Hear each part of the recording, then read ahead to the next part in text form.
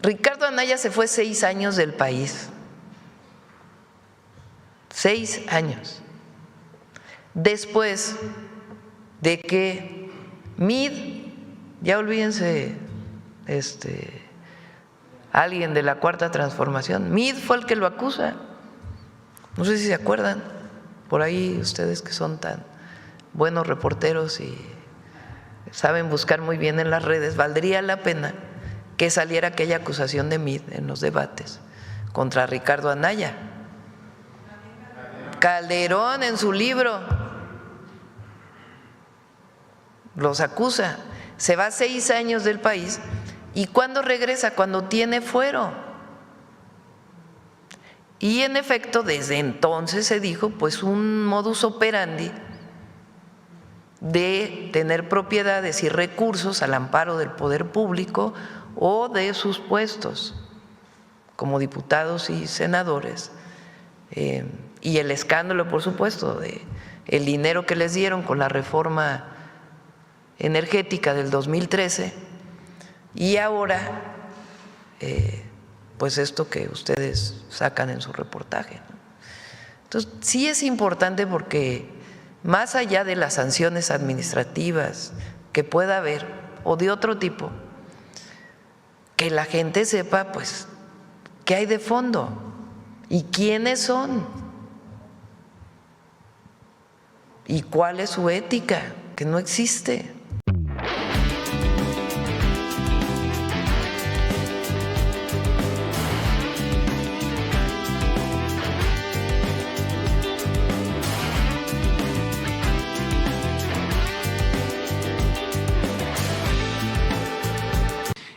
Hoy en Reporteros MX publicamos una nueva investigación sobre Marco Cortés, el senador Marco Cortés, la semana pasada también sobre el senador Ricardo Anaya. Es un esquema donde ellos adrede ocultan información fundamental en su declaración patrimonial, en los cuales generan bastantes ingresos. En el caso del senador Anaya, él declara no tener nada, pero si lo contrasta con las empresas que están a nombre directo de sus familiares, en este caso de su esposa, pues pareciera que no tiene nada, pero en realidad todo ese ingreso queda entre negocios familiares. De hecho, muchas de estas empresas terminan siendo factureras o también hay sospechas fuertes de lavado de dinero. Es el mismo caso del senador de la República con fuero y plurinominal Marco Cortés Mendoza. Ambos gozan de ser los últimos presidentes nacionales del Partido Acción Nacional.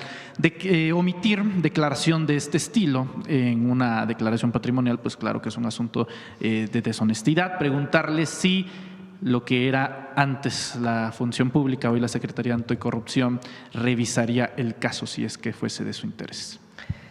Más bien es el sistema anticorrupción y el propio Senado tiene que hacer su revisión y llevarlo en todo caso al Tribunal de Justicia Administrativa para que el Tribunal Superior de Justicia Administrativa determine, que son los que ahora determinan las sanciones administrativas. Las sanciones menores las determina la Secretaría Anticorrupción, pero desde que se hizo el famoso sistema de Peña, ya las sanciones mayores quedan en los tribunales, ya no quedan en las secretarías de Estado. Entonces el Senado de la República tendría que hacer la denuncia, si es el caso, el propio órgano de control del Senado, si es el caso de que está violentando. Ahora, por otro lado, pues es lo que hemos dicho, es esta hipocresía de la derecha. Por cierto, me llama la atención que ahora Aguilar Camín defiende al PAN y su relanzamiento. Su relanzamiento pues tiene que ver con la ultraderecha, ¿no?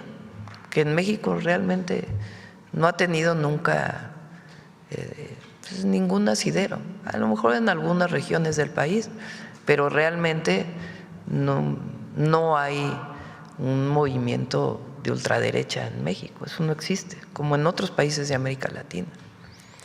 Paréntesis cerrado, ahí para su estudio. Pero bueno, decíamos, Ricardo Anaya se fue 6 años del país, 6 años, después de que MID, ya olvídense alguien de la Cuarta Transformación. Meade fue el que lo acusa. No sé si se acuerdan, por ahí ustedes que son tan buenos reporteros y saben buscar muy bien en las redes, valdría la pena que saliera aquella acusación de Meade en los debates contra Ricardo Anaya. Calderón en su libro los acusa, se va 6 años del país y ¿cuándo regresa? Cuando tiene fuero.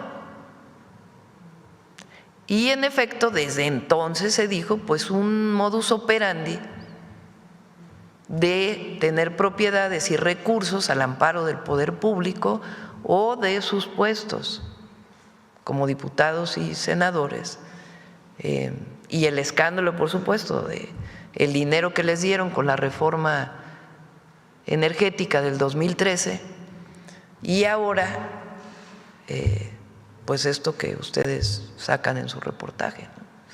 Entonces sí es importante porque más allá de las sanciones administrativas que pueda haber o de otro tipo, que la gente sepa pues qué hay de fondo y quiénes son y cuál es su ética, que no existe.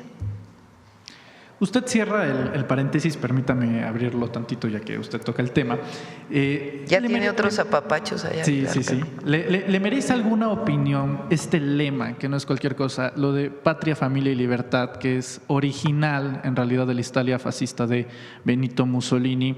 De esas ironías de la vida, el padre de Mussolini era admirador de Benito Juárez en el modo liberal y los panistas en 1939, concretamente el 16 de septiembre, 16 días después de que Hitler inicia la Segunda Guerra Mundial en Polonia, deciden fundar el partido como protesta a la expropiación petrolera del general Lázaro Cárdenas y tiene como referentes internacionales justamente a Mussolini y a Hitler. Preguntarle sobre este lema que lo quieren, digamos, revitalizar, pero que viene de ese origen de la Italia fascista. Tiene ese origen de ultraderecha fascista, ese lema. Ahora, es muy interesante porque en México esas 3 palabras significan otra cosa completamente distinta. Completamente distinta. Para nosotros la familia, la principal institución social en México, no tiene nada que ver con la reivindicación que ellos hacen. Para nosotros el núcleo familiar, el apoyo a la familia, diversa también, viene de nuestra cultura, de la generosidad, del apoyo mutuo, la colectividad que se construyó a partir de los pueblos originarios. No tiene que ver con esta idea de derecha, de familia, por eso no se reconoce. Libertad. ¿Quién ha defendido las libertades en México? Los movimientos de transformación, los movimientos sociales. ¿Cuándo no había libertades en México? Pues en todo el periodo del autoritarismo del PRI y también en los periodos del panismo. Por eso es el prianismo.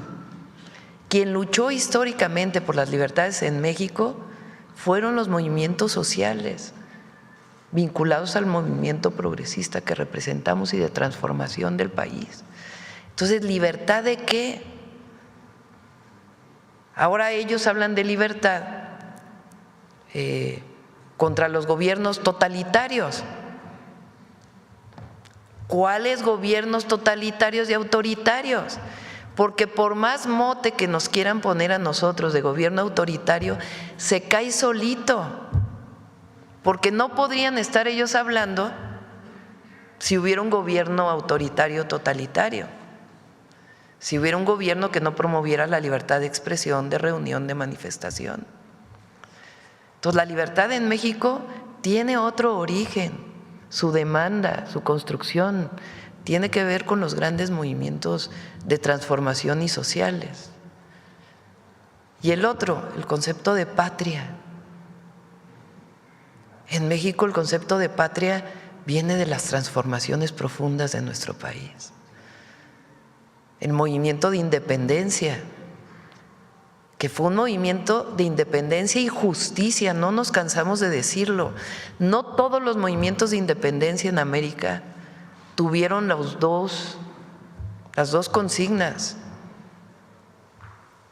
Incluso el de democracia, si lo llevamos al concepto integral, la independencia tenía, en el sentido de principios del siglo XIX, pero tenía la soberanía, y si no hay que leer los sentimientos de la nación y la Constitución de Apatzingán, porque desde ahí viene el artículo 39 constitucional, el concepto de justicia, porque desde los primeros momentos Hidalgo dio el grito para la abolición de la esclavitud, y los sentimientos de la nación tienen un profundo significado de justicia y de democracia, porque llega Iturbide, se pone la corona y le dicen: perdóname, no luchamos tantos años para llegar a que se ponga un emperador, y se hace la Constitución de 1824 y llega el primer presidente de México, Guadalupe Victoria. Ahí está el sentido de patria, de soberanía, de justicia, de democracia y de libertades. Con Juárez, la Reforma. No hubiera habido democracia en México profunda si no hubiera habido reforma. ¿Por qué? Porque la Iglesia controlaba una buena parte, no solamente de las propiedades, sino de las decisiones en México. Y al haber la reforma de separación de la Iglesia del Estado, pues es el nacimiento de la democracia en México, pero también de las libertades. Lo que hoy llamamos derechos humanos en la Constitución, que se llamaban garantías individuales, viene de ahí. Y el profundo sentido de patriotismo de Juárez, que en todo momento luchó contra los conservadores, que fueron a pedir la invasión a Europa para que Francia y un emperador austríaco viniera a gobernar México. Y Juárez, que luchó por la segunda independencia en contra de la intervención francesa. Y la revolución,